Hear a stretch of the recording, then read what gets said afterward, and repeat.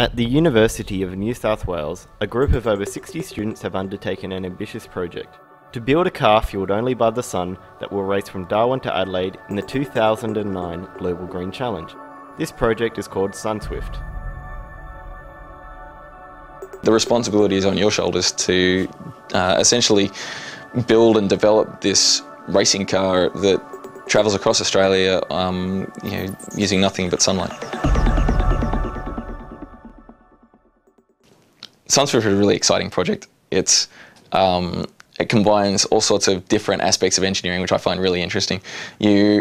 Engineering is all about efficiency, and that's exactly what SunSwift is all about.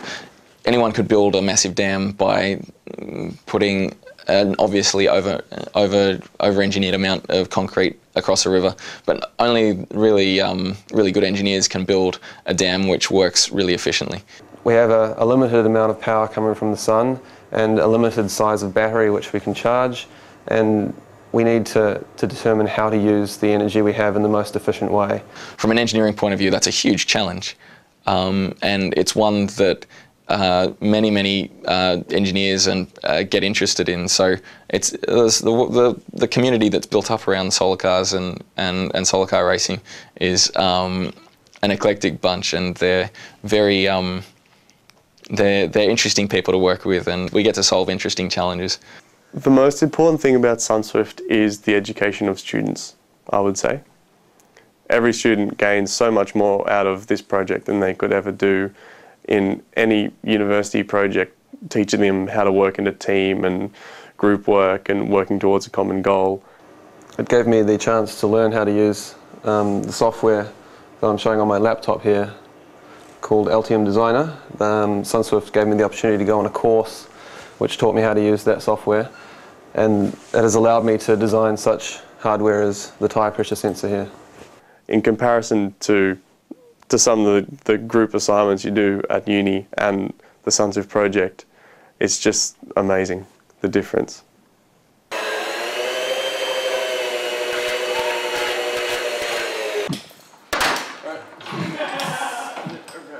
Okay, so when you build a solar car, you start out with an idea and a purpose for the solar car. You try and work out what this car is going to do, and usually that's defined by the race rules.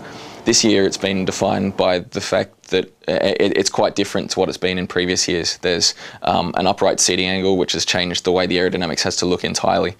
There's things like a steering wheel, which means that all your mechanical systems had to change.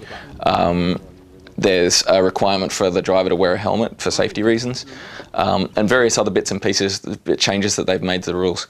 So our purpose when we designed the solar car was essentially to take into account all those rules and build a really nice solar car around those specifications. When we want to think about the design of the car, we just basically brainstorm, we come up with ideas, we do sketches based on other solar cars we've seen, we think about what we want to achieve with this car, given the constraints that we have with the driver and the size of the array and everything like that. So we kind of sketch out ideas, and then we turn that into a computer model, and we can adjust anything about that computer model we like over time.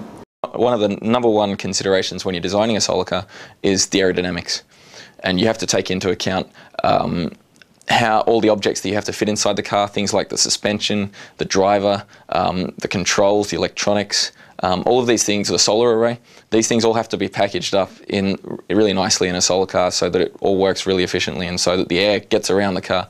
More than 70% of your power when you're driving along the road ends up being used just to get yourself through the air. Then we have to get it into our computational fluid dynamics software, which is the software that simulates the aerodynamics without having to use a real wind tunnel or anything like that. So that gives us a good estimation of what the air is doing around the car. We have a look at what it's doing and we make changes, and we gradually improve it, design by design, week by week, until we've got something we're happy with. But apart from that, the design's pretty much set in stone. With the history going back over 10 years, the SunSwift team works hard to engage with businesses and the community through public events and the media, to promote sustainable and renewable technologies.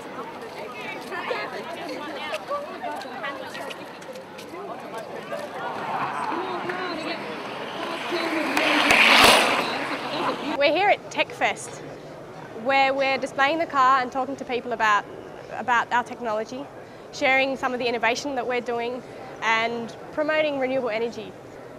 And today is an open day, so members of the public are coming along, and we're sharing some of the processes that we're going through, both with our old car, SunSwift 3, that's here today, as well as telling them about the new car, SunSwift 4, which is progressing in design to something far more like something you're going to see on the road. The team is run solely by students at the University of New South Wales and relies on the immense help of sponsors and donations in order to compete in the Global Green Challenge held every 2 years.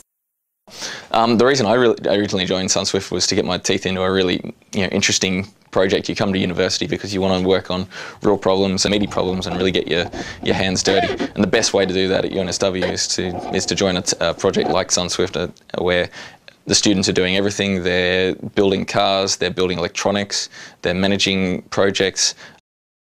Like, you can do Eng 1000 and you can build a little toy in a group of 5 people, or you can join SunSwift and join a team of 60 people and final year engineers with a $300,000 budget and build a car that goes at 130 kilometres an hour. And if you don't get it right, you could kill someone. So it's not a distinction, high distinction, it's a pass or a fail. It's amazing how much responsibility you get, but also like how much you will learn from that and how much you can take away from the project. I joined the team not knowing anything. I barely knew what composites was. I'd never seen carbon fibre. I knew it was light and strong, but that was it. I joined the team and said I'd like to do something preferably hands-on, and they were like, okay, how about you do composites? And I kind of just took it from there. I met with like a few of the old team members and they showed me roughly what to do, but from then it was just you working it out. Yeah, I think it's important to have a work experience part of a university degree, and yes, the university tries to get you into that by giving you work experience over the summer, but it's led by people who already have the experience, whereas SunSwift, it's all about learning from other team members, right? And a big part of it is learning for yourself as well. Learning how to work with other people is a big part of working in the real world, right? It's just a really great experience. That, and you meet a lot of people that you would just never meet. Like, I wouldn't know half the Met guys. I have made lots of friends out of Boeing now who I'd never meet. It's always really nice talking to people.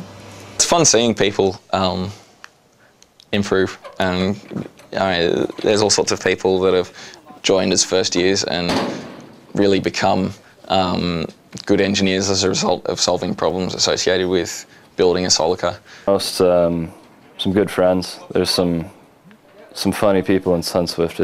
It's an interesting mix of kids because all the students come from such a wide range of disciplines. In the past, SunSwift had been strictly an engineering-based organization, and this year we kind of broadened our horizons and actually expanded and allowed kids from all disciplines. A lot of very dedicated people have put in a lot of hours on it, and I think it has potential to be the best car they've raised. It's a good motivation for young engineers and people sort of finding their feet in that regard.